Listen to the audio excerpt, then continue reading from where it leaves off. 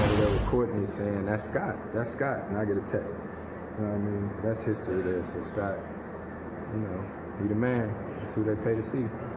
Last week, you mentioned that the referees are quickly pull the trigger. Yeah, I'm done with them. I'm done with the refs. Talk about how special it was. Not to. I'm done with those guys. I mean, it's just different now. I really appreciate guys like Joey Crawford, Monty, and Dick when those guys was reffing, man. You really appreciate those guys when you got them, man. So I'm lost for words. I wasn't expecting to get a technical like that because I wasn't saying anything towards the ref, and I wasn't saying anything that should have got me a tech. I don't know what else I can watch. I don't really talk to them much anymore. So, no, I don't know what else to watch at this point. Just continue to be me. Hey, if I get tech, so be it. Continue to be me. Rising tensions between the players and the referees has been a growing topic here over the course of the season. Yesterday here in LA, a small group of players met with a small group of referees to sort of hash out their differences and talk about potential solutions to the issue. But when Draymond Green emerged from the meeting, somebody asked him, you know, what he learned from it and what steps will be taken moving forward. And he said, quote, "I'm not sure." So I don't know if we really got anywhere with this, but what stands out to you about the interactions this season that's different?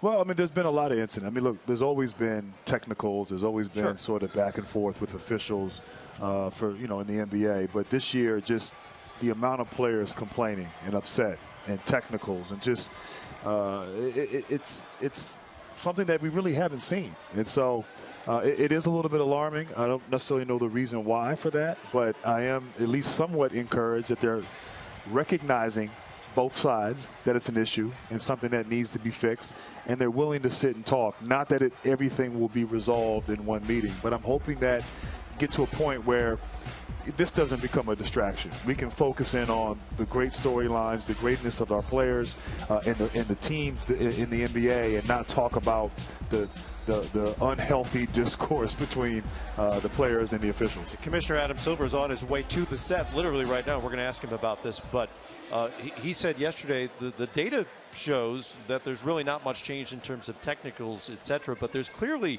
a perception amongst the players that they can't speak to officials the way you guys could during your careers. Yeah, that's where things have changed the most, because when a ref makes a call and you feel like you've gotten all ball on a foul, you're going to react naturally because you thought it was a good, clean play.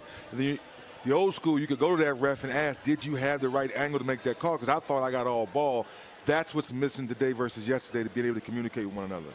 And I think just in terms of the demonstrative attitude or atmosphere that the player sometimes has, you know, sometimes the referees, they got to take a step back, because at the end of the day, what drives this engine is the players, and we have to make sure that Adam Silver, how you doing, sir? we have to make sure that, you know, we are talking more about our players and less about our referees, because that's what drives this engine, and that's what makes this ship go, is the players, and that's what everybody wants to see and talk about and hear. So, you know, Danny Crawford said to me that the best officiated game is the game where we don't even know the officials are there and we get to watch the players play. You see the 4-point plan released yesterday after that summit. Welcome, Commissioner Adam Silver. Hello. To the set. Hi. Good to have you with us. There's no room at the table for me. I'm sorry. Well, we make room for you. Small table. Is that tailor-made? Is that Armani? Is that, I mean, that's, come on. I mean, you better than Westbrook right now. Look at you guys. You guys look great. Westbrook was pretty tame tonight. We just saw that 4-point plan, and it all sounds good. I mean, it's communication. It's an extra channel of communication. It's an understanding of the rules. To me, when I read that, though, I'm not sure it gets at the heart of what seems to be the perception among players, that they can't speak to officials the way they used to, and that's what I'm hearing over and over again. What's your take on that? Well, you know, these guys know better than anyone, people who play the game. My sense, and I've been around the game for 26 years, is that there's a perception issue, but the actuality isn't that all different from where it's been historically.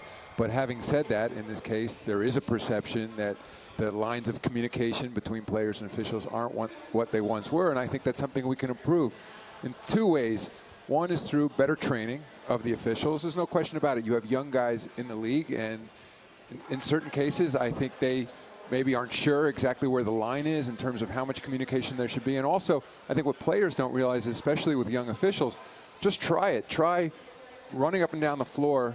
You know, you're instructed to be looking in a certain place, making difficult calls, and then try having a conversation with somebody at the same time.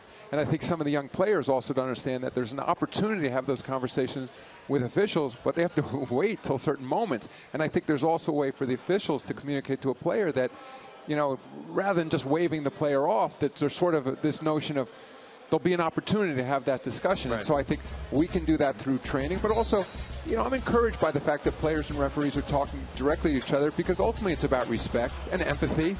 I mean, it's nothing new. Officials have incredibly difficult jobs. Players are under enormous pressure as well, and there needs to be a better understanding. But I'm not that concerned. I mean, these are all issues that we can address. Well, you mentioned the data, and it shows that the technical fouls are roughly where they have been. What for you then was the tipping point that made you want to initiate this summit along with Michelle Roberts of the Players Association and say, okay, we should get these parties together? You know, it's interesting.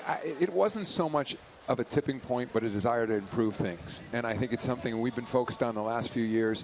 For example, over the course of this season, now with Monty McCutcheon, who came off the floor to oversee our referee training, and he was the #1 rated official out there and always was known for great relationships with players and coaches. He's taking with him crews of officials and meeting with all 30 teams during the season. Historically, we only did that, as you guys know, preseason. But and part of it, at the end of the day, there's 64 officials in the league, and the players get to know them better. And, you know, as we've said, and I know coaches say it to players, if you want to say something to an official by saying Bill as opposed to, hey, you, it makes a big difference. They're all human beings, and I think part of it is we get more officials out there outside the setting of the game to have direct conversation with players, to share with them what their concerns are, have players share back to the officials how they perceive things. I know we can improve it. So it was less a tipping point, but a desire to improve those relationships. I think you hit on a really important point just in terms of communication norms. Like, when do you have time, or when do you find that important time to get your point across? And we as players, we always knew that we can talk to the referee, you know, doing a foul shot, taking it out of bounds. But those were unspoken norms that you just kind of like, you know, understood. And I think maybe this generation of referees and probably officials haven't really, you know, completed that unspoken norm of training that you want to bring in and say, okay, this is when you have time to have the conversation. And another thing I want to shift to and pivot to is you've taken a bold stance in terms of gambling. And you've spoke about, you know, gambling, and the NBA, the NFL is looking at gambling right now.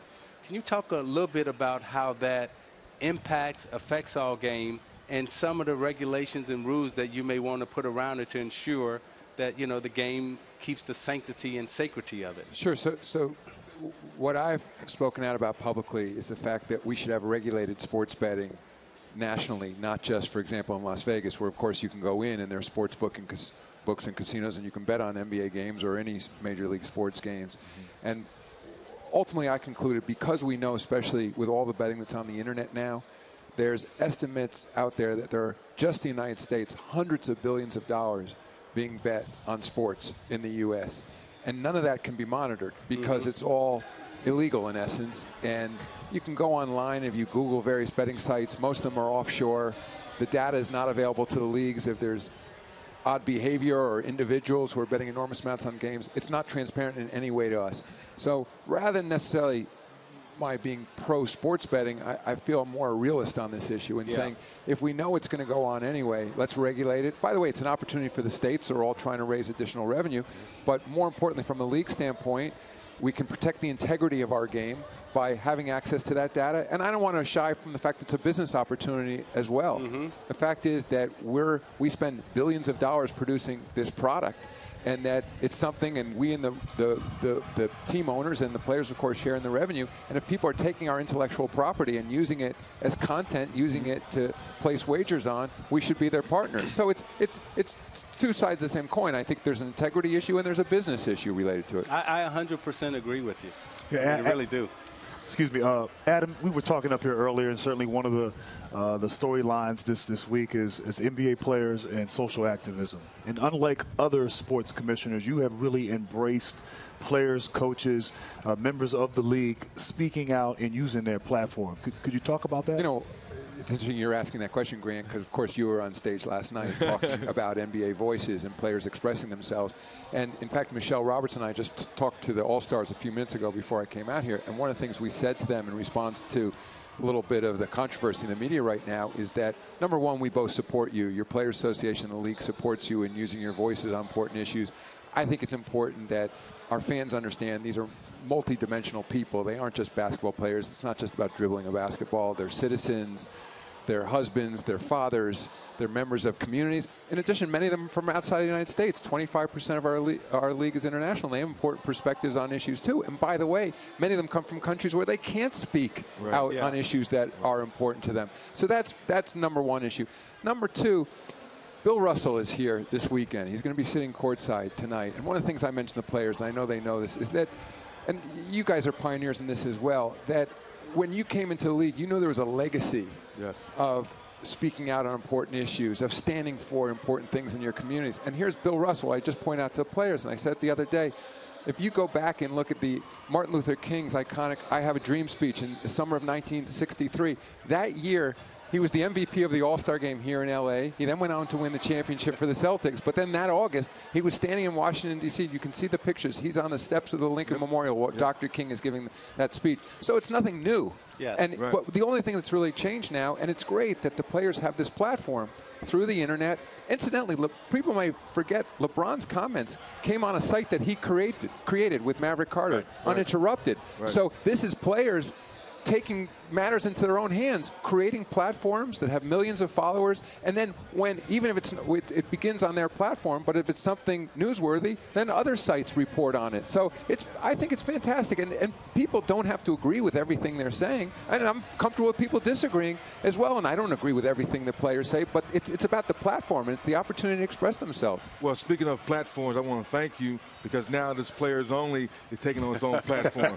This is a one-issue candidate. Right? Come on, Magic and Isaiah. Hey, we gave him talking points. He sticks to the talking points. We got Shaq and Players Only, baby. There you go. There you go. I got it. I didn't have to say it. You said it for me. Do you like it? Are you enjoying it?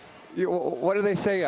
Long-time fan, long-time listener, whatever. Yeah, of course I love it. And, it's going from NBATV, moving on to TNT now. And for fans who haven't followed it, it's a great experience to hear Players Only talking about the game from their perspective. And Kevin Garnett was in the other day. He's loving it. It's great to hear his voice. You know how rapidly technology changes the way we consume the NBA and so many other forms of entertainment. What do you think this is going to look like 10 years from now? How differently will fans be consuming the NBA in a decade?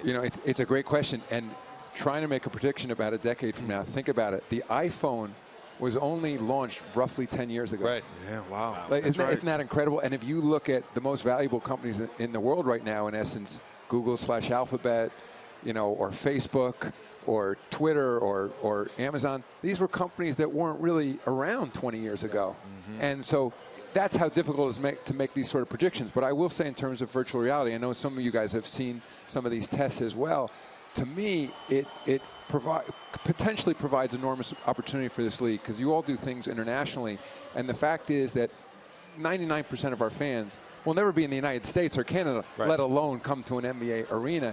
And to the extent through virtual reality, we can, in essence, take the games to them. And for people who haven't tried it, right now it's a little bit clunky. It's with goggles. You sit down, but you're in the arena. You're courtside. And what we've always said, I think people accept, even who aren't as diehard NBA fans, that the best seat in all of sports is a courtside seat in an NBA game. That if you take somebody, even if they're a big football fan or whatever, if you put them in a courtside seat, they say, oh my God, I didn't realize the guys were so big and powerful and fast and they're flying through the air and all that. But then if you put on those virtual reality glasses, and all of a sudden you are courtside, and we can replicate that experience for hundreds of millions of people around the world. Think of what that opportunity is. And by the way, then the next step, it's not just replicating courtside. You can take them on the court, and they can be flying through the air, and they can be in the locker room and all kinds of other places. Wild. Tough to even imagine what it's going to look like years from now. Great to have you with us as always. Thanks, guys. The commissioner of the NBA, everybody. Thank you very much. You made my weekend. You made my weekend. Players only, baby. Yes, man. You made my weekend.